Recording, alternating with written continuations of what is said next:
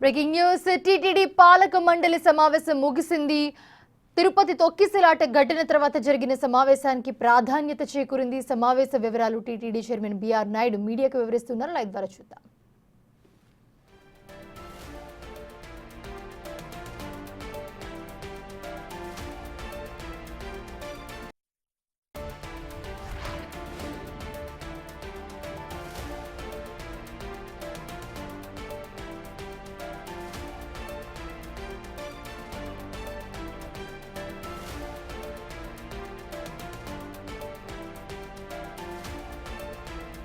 తిరుపతి తొక్కిసలాట ఘటనకు సంబంధించి దాదాపు 2 గంటలుగా టీటీడీ పాలక మండలి సమావేశం అయింది.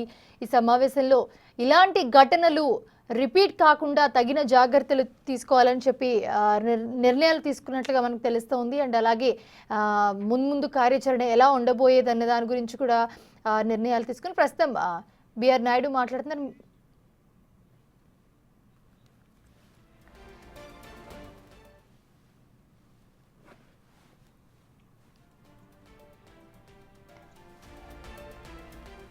తొక్కిసలాట నేపథ్యంలో సమావేశానికి ప్రాధాన్యత సంతరించుకుందని చెప్పాలి. సో పాలక మండలి సమావేశంలో ప్రస్తుతం ఇదే అంశానికి సంబంధించి మీటింగ్ ముగిసింది. మీటింగ్ అనంతరం బిఆర్ నాయుడు మాట్లాడుతున్నారు. లైవ్ ద్వారా చూద్దాం. నిర్ణయం తీసుకోవడం జరిగింది. దీనికి అనుగుణంగా అదనంగా వాళ్ళ పిల్లలు ఎవరైతే ఉన్నారో చదువుకుంటున్నారో వాళ్ళకు కూడా టీటీడీ తరఫున చదువు చెప్పిస్తామని, ఫ్రీ ఎడ్యుకేషన్ ఇద్దామని కూడా చెప్పి మేము బోర్డులో నిర్ణయం తీసుకున్నాం. ఇకపోతే ఈ యొక్క అమౌంట్ అంతా కూడా చెక్కులన్నీ కూడా ఇప్పుడు రెడీ చేశారు. రేపటి నుంచి కానీ ఎల్లుండి నుంచి కానీ బోర్డు సభ్యులతో పాటు అక్కడ లోకల్గా ఉన్నటువంటి మంత్రులతో సహా వెళ్ళి వాళ్ళకి అందజేయడం జరుగుతుంది. సో ఇది చాలా దురదృష్టకరమైనటువంటి ఇన్సిడెంట్. దీని మీద ఎన్నో రకాలుగా ఈరోజు పేపర్లలో కానీ మీడియాలో కానీ వచ్చింది. కాకపోతే ఈ ఇన్సిడెంట్ జరగకుండా ఉండాల్సింది.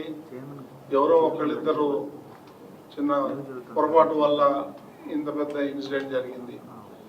ముఖ్యమంత్రి గారు దీని మీద జ్యుడిషియల్ ఎంక్వైరీ చేశారు. ఆ జ్యుడిషియల్ ఎంక్వైరీ రిపోర్ట్ వచ్చిన తర్వాత ఎవరైతే బాధ్యులు ఉన్నారో వాళ్ళందరి మీద కూడా చర్యలు తీసుకుంటామని చెప్పేసి 1 గంట క్రితం ముఖ్యమంత్రి గారు నాకు ఫోన్ చేసి చెప్పడం జరిగింది. కాబట్టి ఇందులో ఎవరికి ఎలాంటి అనుమానాలు ఉండక్కర్లేదు. ఇది దురదృష్టకరమైనటువంటి సంఘటన. మరి ఇలాంటివి రిపీట్ కాకుండా తగిన చర్యలు తీసుకుందామని చెప్పి బోర్డులో నిర్ణయం తీసుకున్నాం. కాబట్టి ఈ సంఘటన ఎవరు కూర్చోలేంది, వాళ్ళకి ఎంత చేసినా ఏం చేసినా ఇలాంటివి పునరావృతం కాకుండా చూడాలని చెప్పి మేము సో ఎవరైతే చనిపోయారో వాళ్ళ కుటుంబంలో ఒకరికి ఈ కాంట్రాక్ట్ జాబ్ కూడా ఇవ్వాలని ముఖ్యమంత్రి తీసుకున్నారు నిర్ణయం. అది బోర్డులో కూడా పెట్టి బోర్డు కూడా నిర్ణయం తీసుకుంటుంది. సో ఇవన్నీ కూడా చేయటం ఒక ఎత్తు, ఈ ఫర్దర్గా ఇలాంటివి జరగకుండా చూడటం మరో ఎత్తు. కాబట్టి దీన్ని బోర్డు కూడా తీవ్రంగా సంతాపం తెలియజేసింది. ఇదంతా ప్రజలందరూ కూడా ఇది గమనించాలని కోరుతున్నాం. ఎందుకంటే ఎవరో ఒకళ్ళిద్దరు యాక్సిడెంటల్గా చేసిన తప్పే తప్ప వాళ్ళు కూడా కావాలని చేశారా అనేది రిపోర్ట్లో వస్తుంది. దానికి అనుగుణంగానే మనం చర్యలు తీసుకోవడం జరుగుతుంది. ఎవరిని ఉపేక్షించే ప్రసక్తే లేదు. ఇది ఈరోజు తీసుకున్నటువంటి ఎమర్జెన్సీ మీటింగ్లో ఈ నిర్ణయాలు తీసుకోవడం జరిగింది.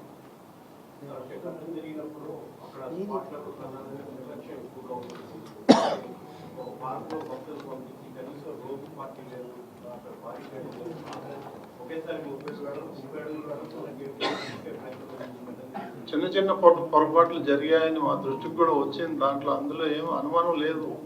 ఆ పొరపాట్లు జరగకపోతే ఈ ఇన్సిడెంట్ జరిగేది కాదు.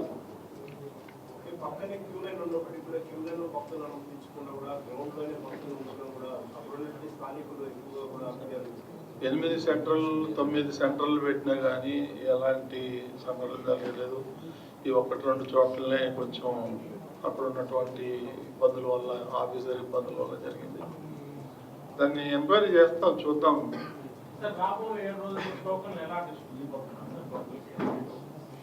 సో ఏ రోజుకి ఆ రోజు ఇస్తామని తిరుపతిలోనే అక్కడనే కంటిన్యూ చేద్దాం ఈ సంవత్సరం వరకు. ఇప్పుడు అంత రష్ కూడా లేదు, దానికి అనుగుణంగా చర్యలు తీసుకున్నారు అధికారులు.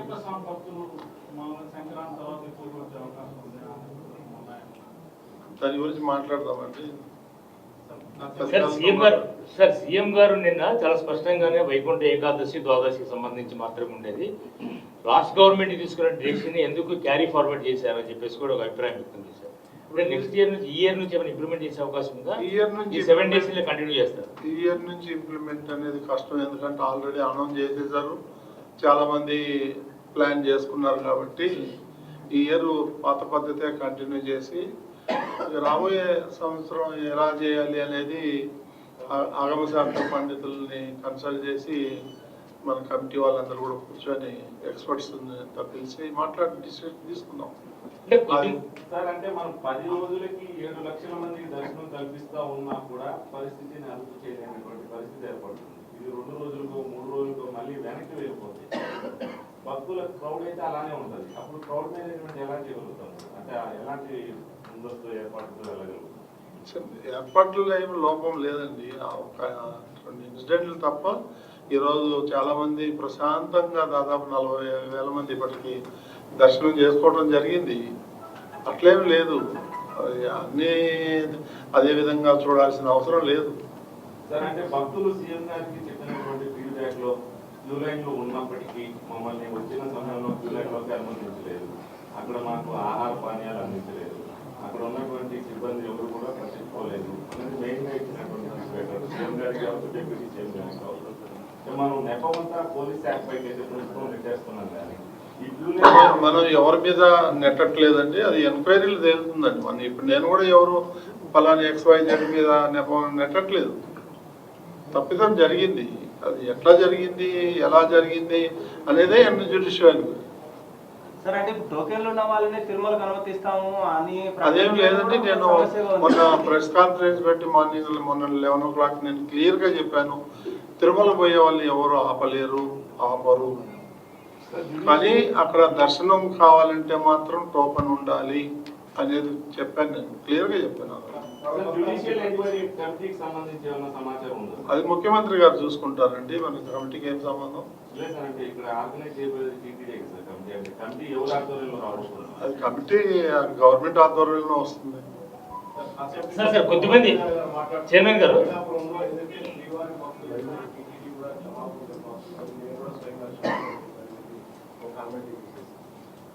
క్షమాపణ చెప్పడంలో తప్పులేదు, చెప్పినంత మాత్రాన చనిపోయిన వాళ్ళు బతికి రారు కదా. అది అవన్నీ ఎవరో ఏదో మాట్లాడారంటే వాటికన్నిటికీ స్పందించాల్సిన అవసరం లేదు.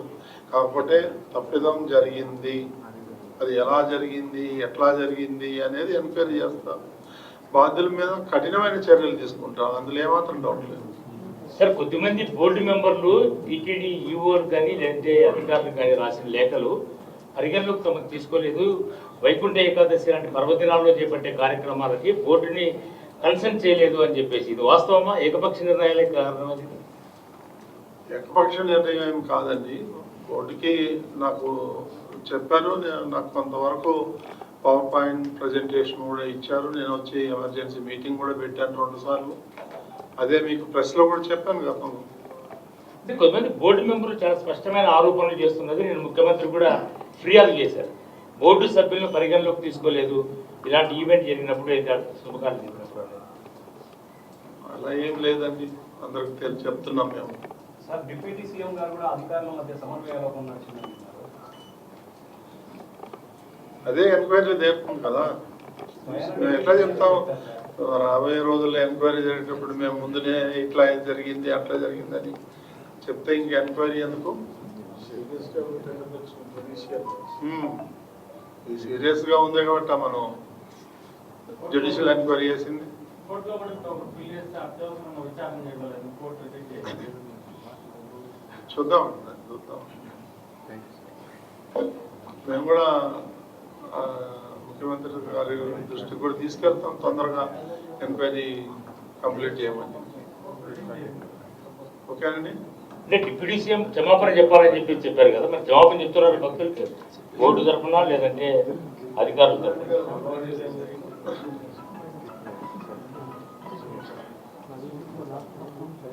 సరే అండి, థ్యాంక్ యూ అండి.